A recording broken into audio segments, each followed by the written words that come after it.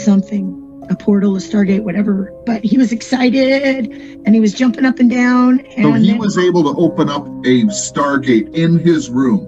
Whatever you want to call it. It was a different dimension. Yeah, a portal. Well, portal would be the actual name. And I've been so embarrassed to say it out loud that everybody would laugh at me or lock me up.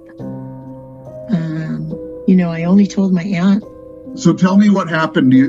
Something's not right. Something's scary in that room. Describe what you see and what happens. I went to the edge of the doorway and I peeked in there, and I was afraid just to peek.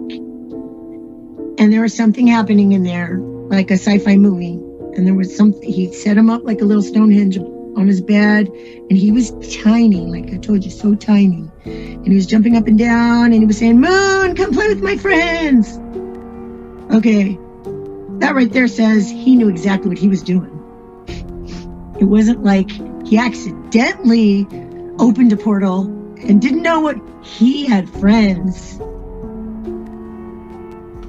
So I peeked in there, and I was so scared. I'm embarrassed to tell this. It's so ridiculously weird. And he was being lifted, and he was starting to go. He was being lifted, and he was being lifted, and he's being sucked in. I know this sounds ridiculous, but my aunt told me, don't let nothing happen to that effing little kid. And normally I would never let anything happen to a child that was watching. I would run between them and a pit bull. And I said, but the way she said it, I said, why? And she goes, he's going to rule the world someday. And I'm like, what? Him? What do you mean? Why? And she said, don't you know nothing? They're the Illuminati. She would always do that to me. But she'd say, don't let nothing happen to him. He's going to rule the world someday. And I was like,